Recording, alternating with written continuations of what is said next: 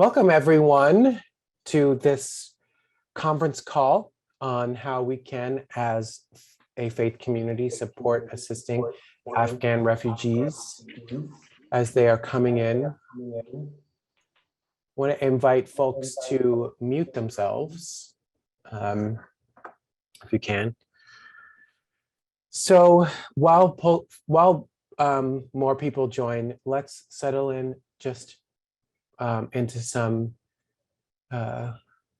time to center ourselves in silent worship in the manner of Quakers.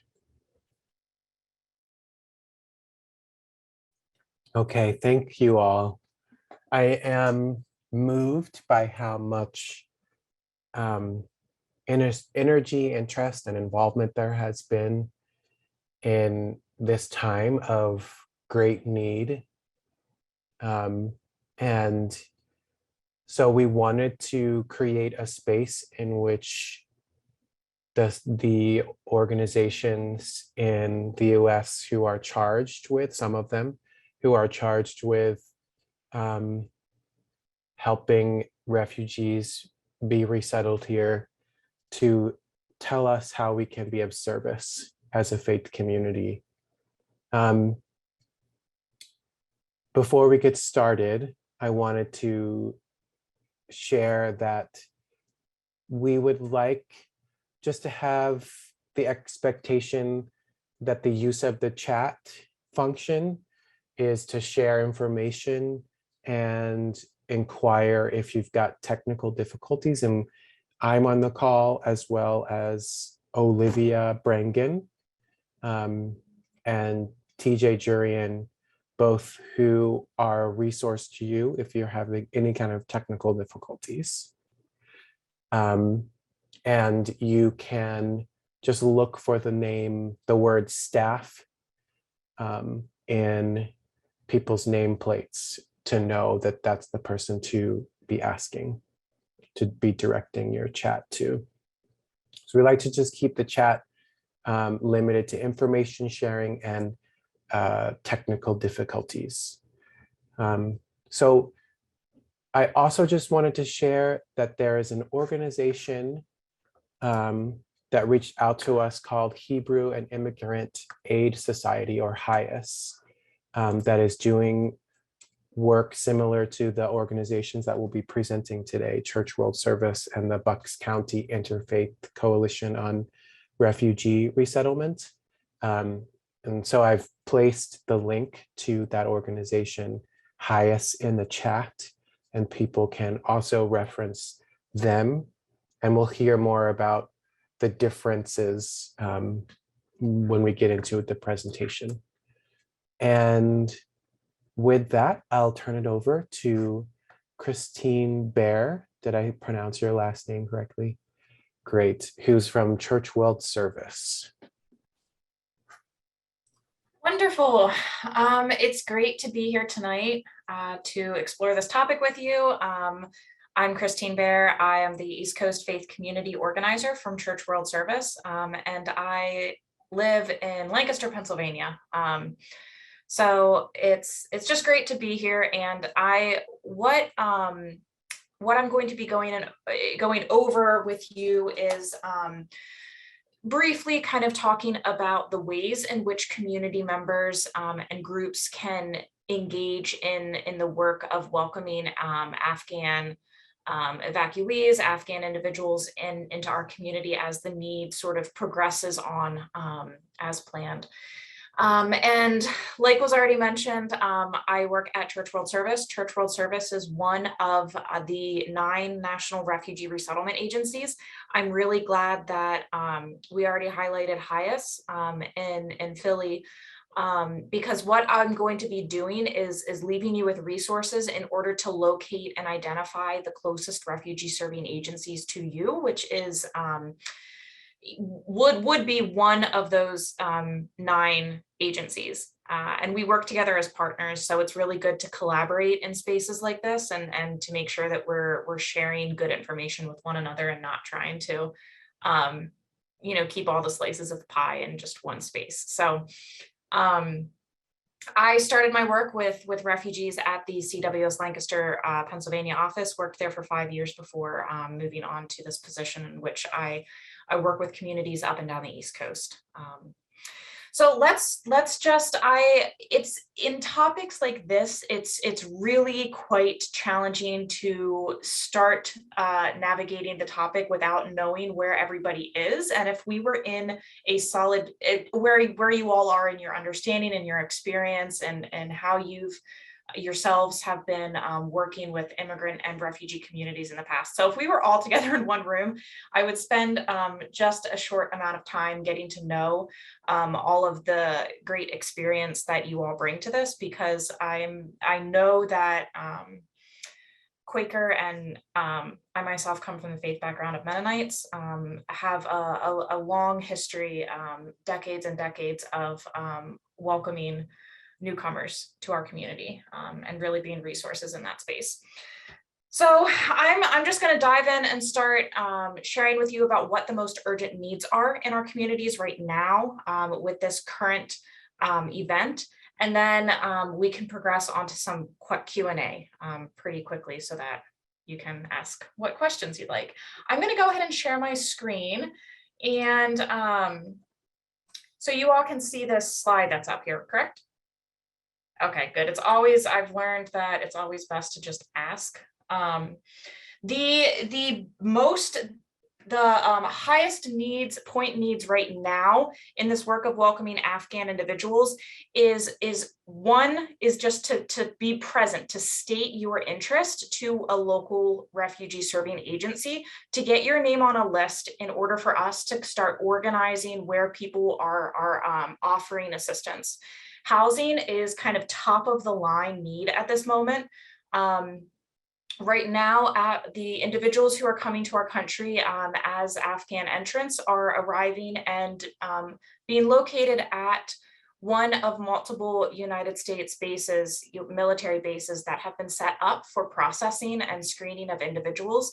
A lot of my colleagues at CWS and the other 8 resettlement agencies are being deployed, taking 2-week deployments or several-week deployments to these bases to assist with the processing. But what we're preparing for is for families to be able to leave the bases. And when they leave the bases, they're going to be locating and traveling to communities in which have resettlement agencies who are helping them transition and start and set up new lives there. And get integrated into community. So housing is first and foremost a large need. If you are a landlord and have a unit becoming vacant, if you are a Airbnb host, Airbnb has built in a program in which they have specific credits to go towards refugee resettlement efforts. If you are an individual who has a mother-in-law suite or a guest quarters and would like to offer that for temporary options. Or perhaps you know of a retreat center or your faith facility has a attached home or facilities for people to temporarily stay at. We're really thinking creatively out of the box with housing. And we just encourage you to reach out. I'm going to give you an email address that anybody can reach out to afterwards if they have the availability to assist there. Donations at this time, the highest donation need is monetary needs, monetary donations that will go to cover rental assistance and housing assistance to Afghan arrivals when they arrive. We're not sure at this moment about exact in-kind donation needs. And one of the reasons why we're not sure is because families have not started leaving the bases. Once they are starting to arrive to communities, we'll have a better idea of exactly the type of in-kind donation items we'll be needing. But at this time, there's not an exact list to give out. And I know that a lot of the bases that had advertised needs at this time have fulfilled the in-kind donations like diapers or specific clothing needs. Community sponsorship. So this is one item that I'm going to land on for just a little bit. Community sponsorship is a form of volunteering. Many of you on this call most likely have experience in co-sponsorship and being a circle of friends or a welcome team. Partnering with a family as they're arriving to the community, and being a bridge builder. Being a co-sponsor is more than just the tasks of welcoming somebody to the community. It's more than just saying, okay, we've made it to the first doctor's appointment. It's about building social capital, being a face that's familiar to somebody who's outside of the caseworker, who's different from the caseworker. It's a community member. And these individuals really do make a difference in the lives of refugees resettling. So if people have specific questions about being a co-sponsor or getting involved in that way, I can try to help answer them. The reason why I'm not sharing nitty-gritty details about sponsorship right now is because it really needs to be left up to each local office and each local partner. If you're, say your family would like to sign up to be a co-sponsor. The programs vary depending on location, depending on the family that you're going to be working with. And it's hard to give program requirements broadly across many state lines. One piece of advice that I have been giving people, though, is to make sure that you are prepared to be patient and expect a background check process, and onboarding process. So we know that there is just keen awareness of the issue right now, but as media cycles through stories, the need is going to remain. And it's really quite unfortunate that when conflicts happen in our world, it's very, very likely that the news cycle is and public awareness of an issue will cycle away from that topic before the need is really met.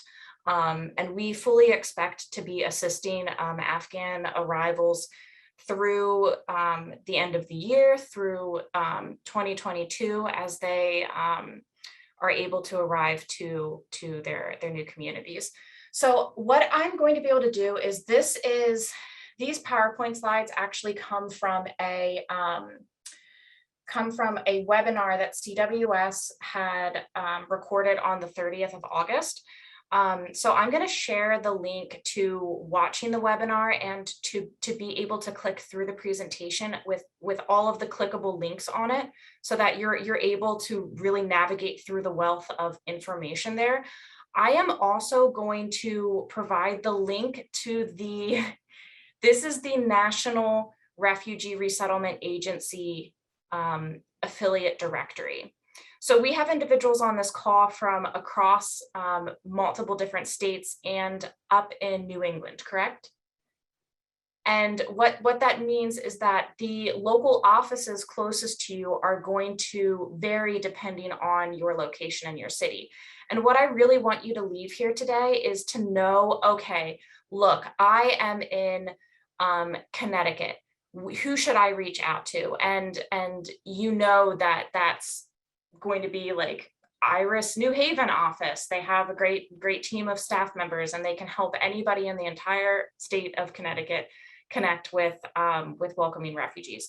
Perhaps you are just north of New York City, and in that case, that's going to be the HIAS office that is inside of New York City. They resettle individuals outside of the New York City office or New York City range. So it's really important to understand where and who you reach out to in this work, so that you can really get your questions answered, and you can focus down on the local level. So I would like to see if we can switch over to a question time and see what types of questions people have.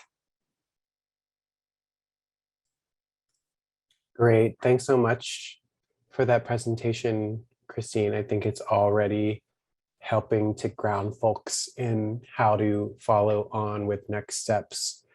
So if people have questions that they would like to address to Christine, please indicate that by raising your electronic hand or raising your hand electronically. And is it best if I drop the resources in chat here, or should we wait to give it to people until in a follow-up email?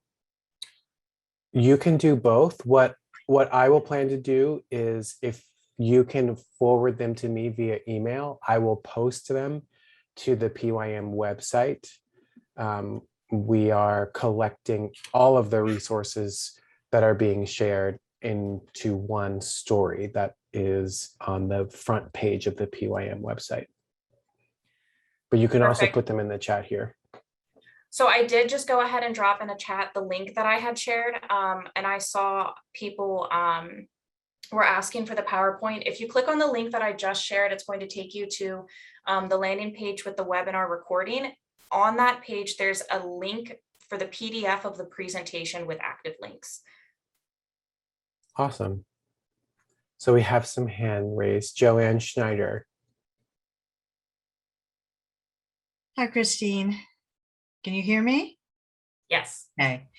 I am here representing Annapolis Friends Meeting, but I'm a former Philadelphia person and want to say hi to a bunch of people. Christine, I have a significant background in refugee resettlement. My dissertation actually was on employment of educated refugees. So I wanted to say to you, if you want some expertise on dealing with the educated and skills folks in a different way, contact me and I'll put that in the chat. Will do. But the question I have today is, Annapolis, Maryland, sort of the Baltimore area. First of all, is there a CWS affiliate nearby? We've been talking to the Lutherans. I know there's IRC, and that's all that I think are resettling in the area, but I don't know about CWS. And the second question I had is, way back when, 80s, when refugee resettlement was another world, right? When I was doing significant work on this all the time, CWS's program was, the congregations were more independent than, say, the Lutherans or HIAS or the Catholics. So could you talk about just generally how CWS's program is different from, the 2 or 3 models we've got out there? Absolutely. These are wonderful questions. So to answer the first question about your local community, IRC and LIRS are the local orgs for you. CWS has your closest office would be Lancaster, actually, which isn't really close at all. So I would stick with LIRS and IRC. To answer that second question, this is, and I love the history of refugee resettlement and community sponsorship. Taking that long view decades ago, in the 70s and in the 80s, congregations, community groups, LIRS is the Lutheran Refugee Resettlement Agency, Lutheran Immigrant Refugee Services. Really, congregations and faith communities and community groups did co-sponsorship as the heavy lifting piece, and there were not pre-Refugee Act, there were no service orgs that were doing the state department required cooperative agreement work that we now see with refugee resettlement. And you're correct that the CWS model was really working with local capacity. It was really community organizing and saying who has the capacity to assist a family of 6, and a group would raise their hand and then receive the family and assist with everything. So there are a lot of communities and a lot of people, and I'm certain like a great handful on this call who have memory, who have knowledge, who are still really good friends and family with individuals who they themselves have helped sponsor back in the 70s and the 80s.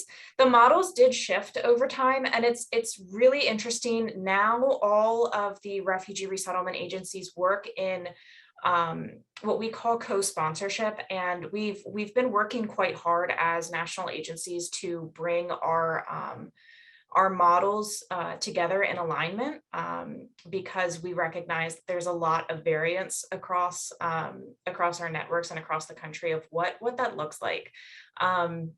And it does certainly change from office to office and from state to state as far as what a group is working on. But standard and typically speaking, co-sponsorship looks like a group and the refugee resettlement agency. And the refugee resettlement agency holds the contract with the State Department, and then the co-sponsorship group will enter into an agreement that's not legally binding with the refugee agency. And you'll go down a list of tasks and engagements and say, okay, who is going to be the core responsible individual or agency on making sure the family the kids are enrolled in school. Maybe there's individuals on the team, the co-sponsor team, that are former educators and would like to form an education committee and are going to work to get school enrollment underway. And you go through, and it's a partnership. And the CWS model really relies on that partnership and the communication and the process of onboarding everybody as co-sponsors.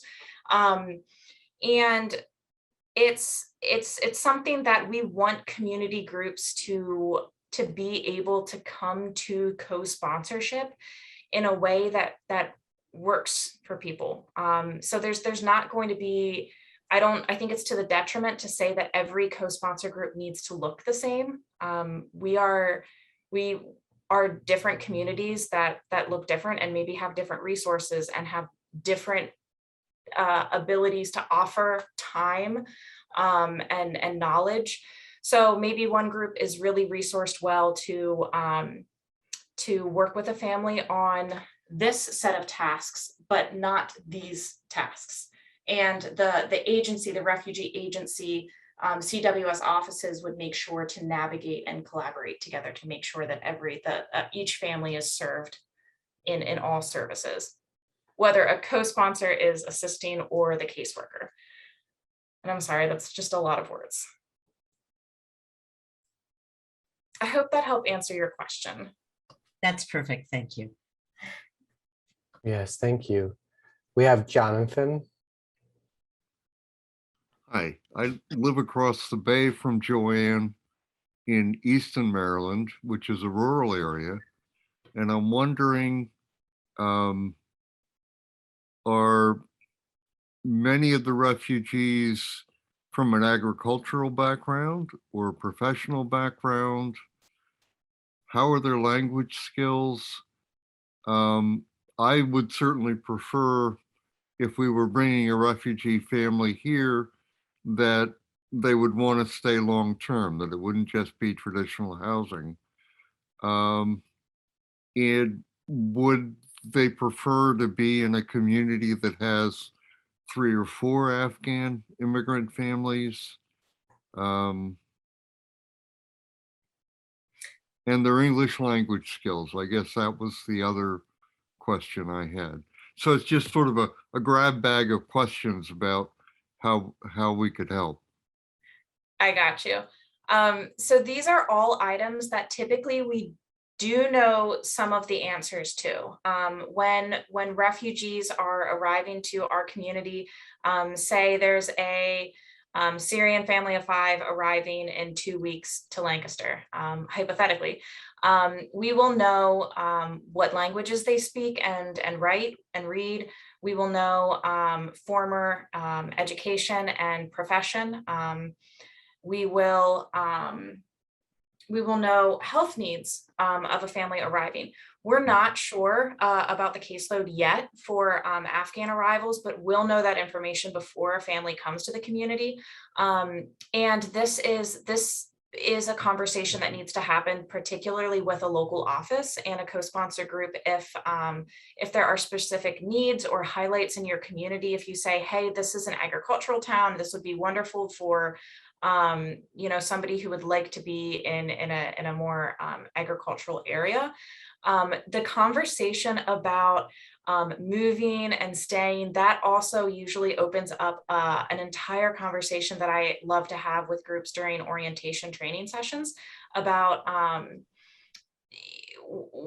expectations in as families come, and what we do and don't know about what a family expects in a local community.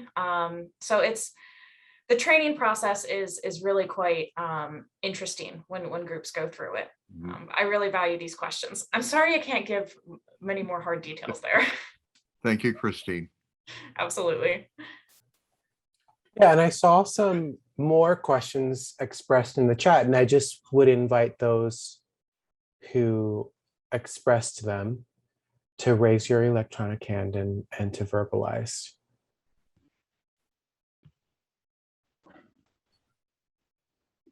Can I ask a question about what resources is the State Department and the federal government contributing, or do you know that, or how could we sort of get some ideas to what they would be contributing as opposed to what would be needed locally? Yes, this is a great question. I'm glad you asked it. And you'll actually find in the slides that I shared, you'll find some advocacy asks as well. Because we are doing quite a bit of advocacy right now to ask for legislation to be drafted to assist with benefits and aid to Afghan arrivals. Right now, the benefits that refugees receive are not all going to be offered to Afghan arrivals, and that does it does make the work a bit more challenging. It makes it harder to really know right now exactly what the ask is of community groups, because we typically are able to say like exactly what benefits refugees will be able to arrive with, and what to expect as far as wraparound services that the government and State Department make available. So things like long-term health coverage is something that we're advocating for quite strongly right now. And we're looking at asking communities to reach out to your representatives and make sure that people are talking to their representatives about benefits. It's a great question. I see somebody mentioned in chat the New York, Westchester area. Absolutely wonderful community in which HIAS and Catholic Charities work out of their New York City located offices. It's been wonderful to see the outpouring of support there. Yeah, and there was another question about the list that you shared. I know that there's a, I know that you said directory. The affiliate directory, that'll be something we post, like you can send to me, Christine, and we'll post it to the web. And I also just put it in chat. Awesome sauce. So were there any other questions for Christine, or Christine, did you have anything else you wanted to share? I just want to encourage people to keep your interest, to really make sure that you're aware of that, the media cycle and the eye of media attention being on a topic, but conflict being resolved takes quite a bit of time. And one item that when I started working with refugees 7 years ago, I was floored at is that families are still arriving from Rwanda who had experienced the Rwandan genocide. And we tend not to think about the generational trauma that displacement creates, and how we are learning in our history classes about conflicts before lasting peace and stability come towards families who have been impacted. So it's yeah. Mhm. So stay aware, stay willing to engage and welcome, even after we don't talk about this in our news anymore. Mhm. Yeah, it's important to keep involved even when there's not necessarily something being highlighted. So we've got 2 more questions and then we'll move on to hearing from the next person. Charles A. Peretti. Hello, hi, it's Susan Peretti. We're both here, Okay. Charles and I from Long Island. I'm sorry we came in late. We're traveling up in New England. But I have been working with trying to get Afghans at risk out of Afghanistan. And I'm working in particular with Much at Risk because of his work with as a peace activist, as a women's right advocate who had his own school for girls, and Taliban shut it down. So also for human rights worker. Little by little, he's been able to make it over the border to Pakistan, and we are now. He has already applied to the initial inquiry to Canada, and we tried with U.S. on a spreadsheet to get the initial inquiry in, but not hearing anything. I'm particularly interested in the idea of private sponsorship of a group of 5. I know in Canada, I don't know if you're specifically speaking, because I came in late, about the U.S., because I wondered if anybody had any ideas of either in the U.S. or Canada of a private sponsorship of a group of 5 who may be able to help us with this particular person and others that are in very, very dangerous situations. We just found out today that even those who made it over to Pakistan from our group of young peacemakers are not able to get money, which we would send to them through Western Union, because they came over the border illegally and don't have Pakistani visas or passports. And we're very concerned because we're worried with them not having money that they will be able to continue. And it was such an arduous journey to get to where they are now. Do you have any ideas? And if I went off topic, I'm sorry. I just have this very much in my heart right now. Thank you. Yeah, no, this is actually right on topic in the sense that private sponsorship is a model that is being talked about in the United States right now. Unfortunately, I don't have a program to refer you to at the moment because private sponsorship is of refugees is not currently a model that's taking place in the United States. But what I do want to do, I believe it was Susan, correct? I'm going to put my my email address, and Zachary can share it with everybody as well in email, but I'll put my email address in the chat. I can't type and talk at the same time. And feel free to reach out to me and we can see what other organizational resources I can get you connected to.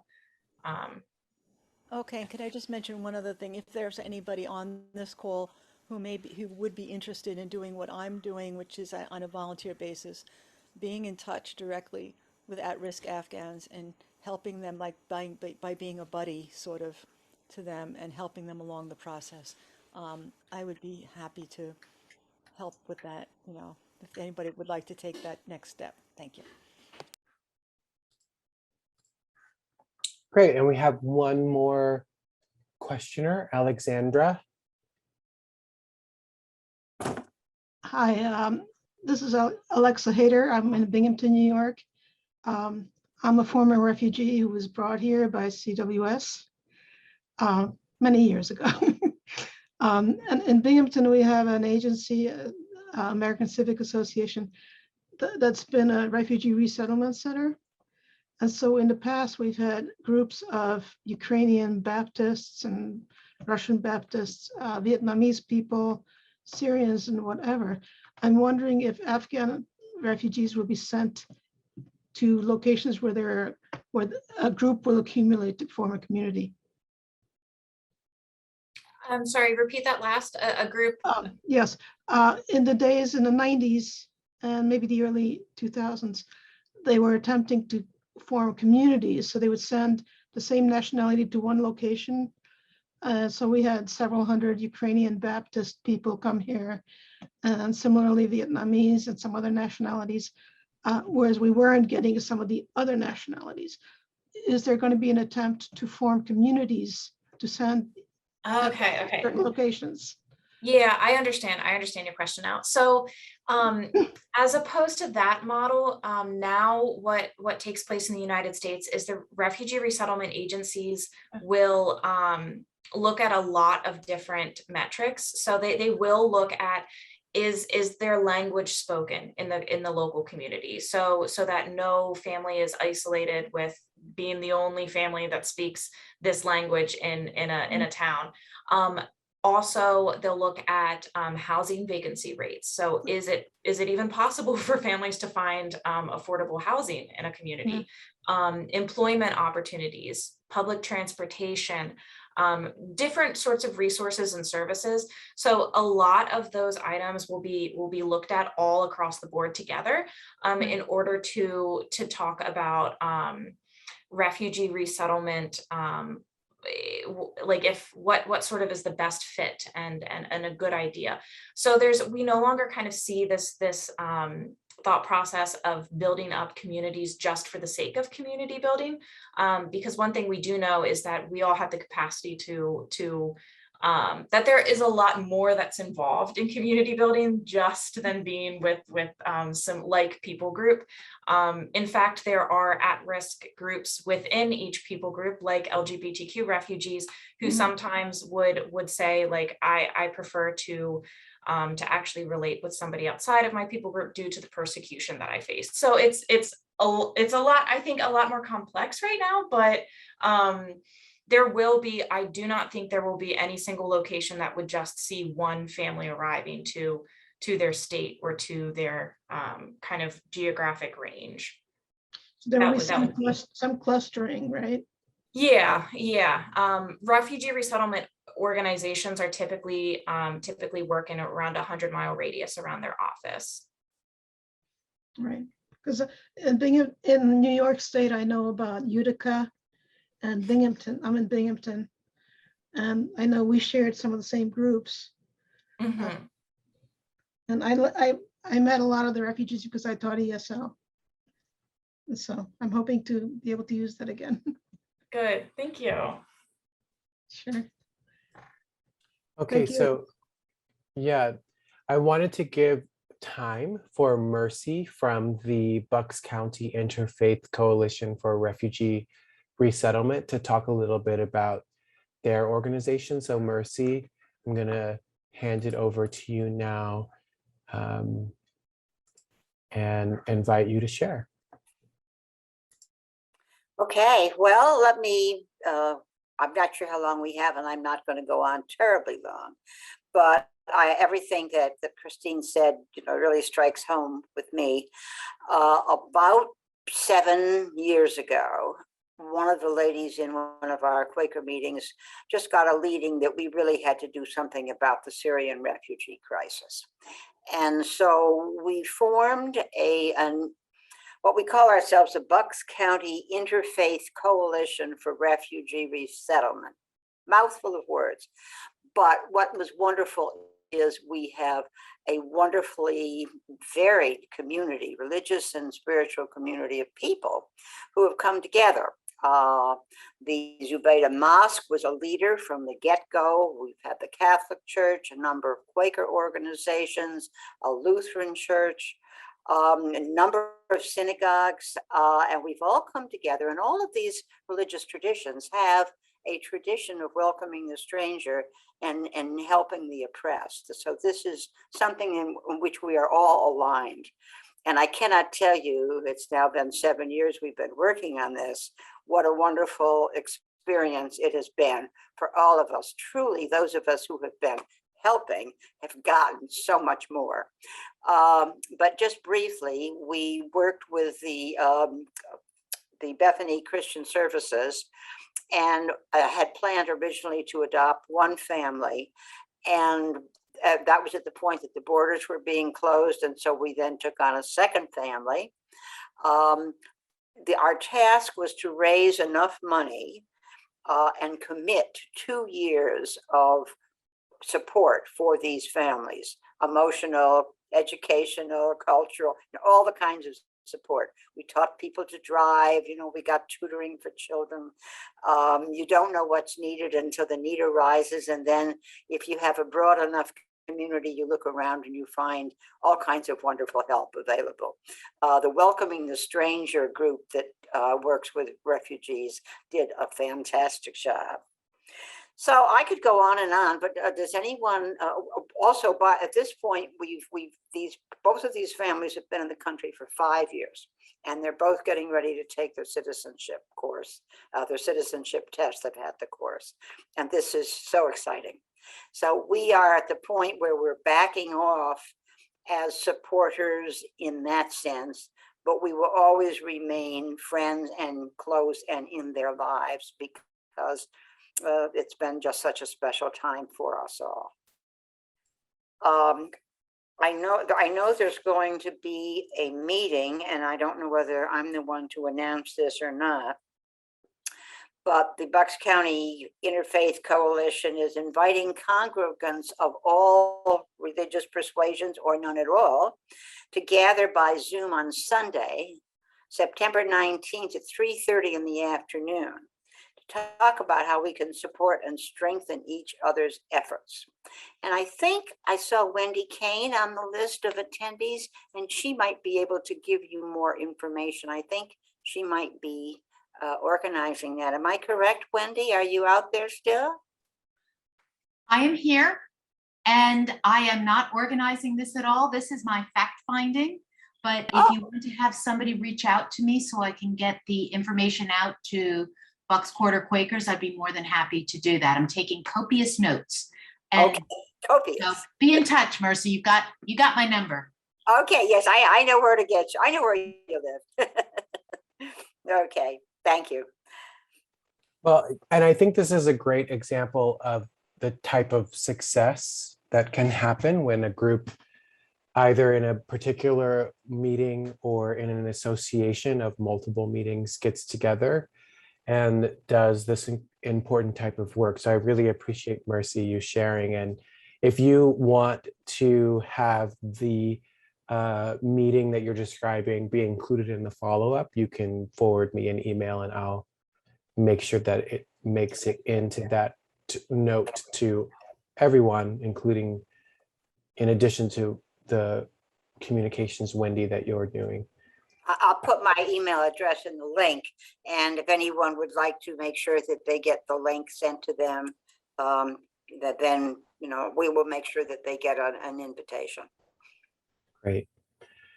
So I want to invite Robert. I see your hand. Great. I want to invite Robert and anyone else to ask questions of Mercy or Christine we'll give this next time about 10 more minutes before we close. Robert, you go ahead.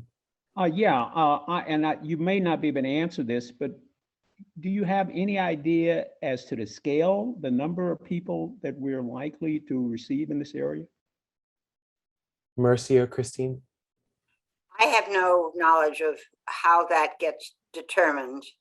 Christine, I think you're in the bigger organization. We're down in the bottom.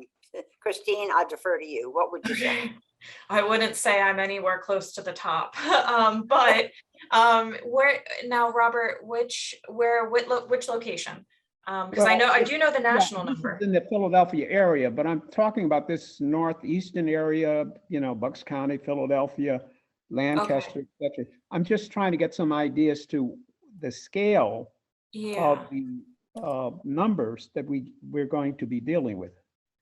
So I'm not quite sure yet what the number would be. I haven't seen numbers for the Philadelphia offices for Pennsylvania or for any office outside of Lancaster.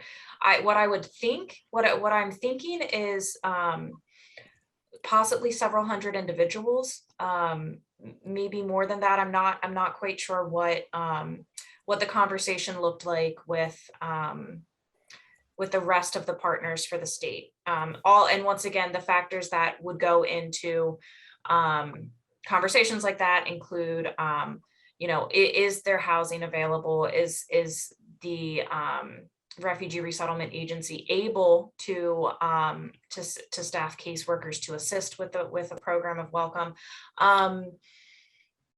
What was I going to say here about this? Totally lost my train of thought. One really important piece to remember is that as Afghan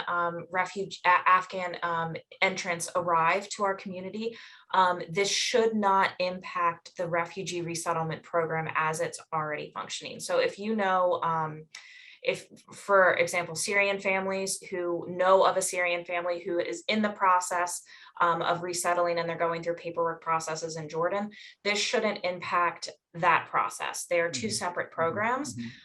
Additionally, Afghan SIVs and individuals who are entering have the ability to list out whether or not they know somebody in the United States. So if there's a family in one of the military bases going through their processing and they have a friend that they know of who's located in Philadelphia, they're able to put that friend's name down on the paper and list out Philly, and then they would one of the Philadelphia organizations would then be the organization that would work with them.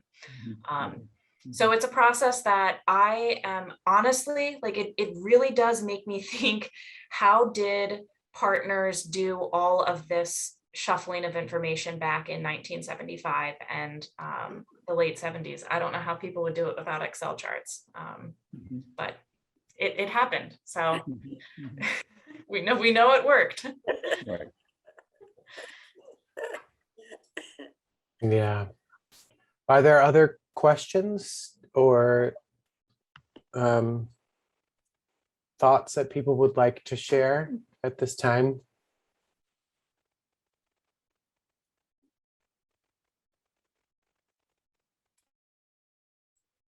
Thank you, thank you, thank you.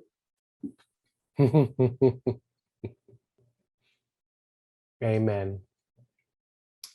And I also see a hand from Susan. Yeah, I have a question about Congress people. Could you tell us some of the people that have influence, that are sympathetic, that we could maybe contact? I see there are people here from many places, so I think that would help if the Congress people knew that we supported their efforts and to get them to work harder for us. I don't know who can answer that. I guess Mercy. Oh, and also, oh, you did. You put your email in. Okay. I know my congressperson is Jamal Bailey, and so I would write to him, but there must be others. I don't know how the whole system works. I've just been a part of one corner of it. But it seems to me that the number of refugees we could accommodate has to do with the number of people who can offer them support, in addition to the agency support. So the more community involvement you have, the more welcoming you have, the more refugees we can bring to our area. And I can include an action alert, an advocacy action alert in the information that we send along. That will include, CWS has a link that you just click and you put in your zip code, and it will come up with all of the names and the phone numbers that that you can call in, so that you can just go ahead and just make all those phone calls for your area and your representatives all at one time. And you're right, every voice does count in making sure that people are hearing that Americans want to welcome. Mm-hmm. Mm-hmm. I So am, then, Wait, I asked this question because on the news, I heard that some people are nervous that amongst the refugees are going to be terrorists or extremists. And we have to tell our representatives that we understand that people need asylum and they need it as soon as possible. And we are willing to support these people when they are ready to come out of the bases. And I know I put this in the chat and I wasn't supposed to, but I'm very supportive of Hearts and Homes for Refugees. It's an amazing organization. And I did meet Syrian refugees that, that were welcome, my meeting was part of a meal train, and we helped them get internet, but that's like drops of water, it's like one at a time. And we have to tell legislators that we aren't afraid of these people, that they should be welcomed. And that's why I brought it up. Thank you, Susan. That's important. Okay, one more question from David.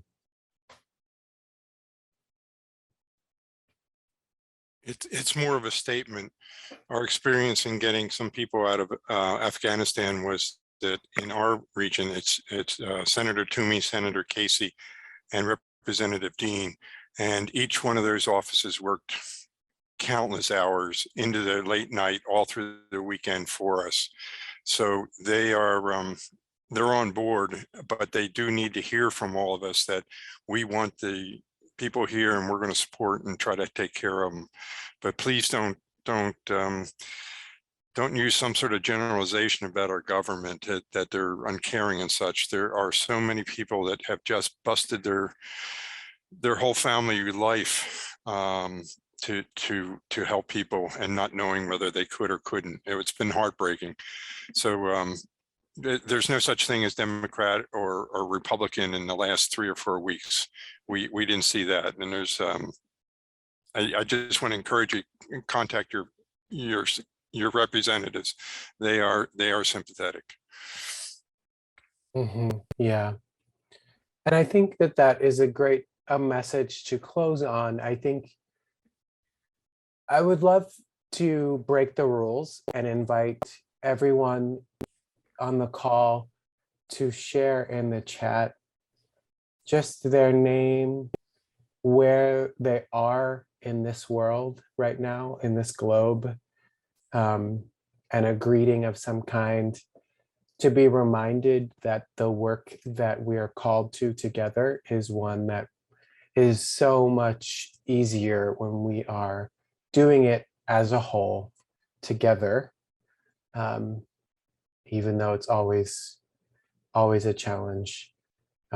So why don't we, let's settle into some worship. And while we worship, please share your name, where you are, and a hello, so we can know that we are held here together in what work is to come. Thank you, friends. Thanks for coming and for receiving all this information and for committing to stewarding next steps. My next step is to be in touch in various ways through our website and via email with follow-up information from this conference call. We also are recording this conference call, so we'll also post the recording of this for those who weren't able to attend, to get just a sense of all the information that was shared in video format if they want. So at this time, as people continue to share their hellos and their blessings via chat, we can close and go on with our Thursdays. Many blessings.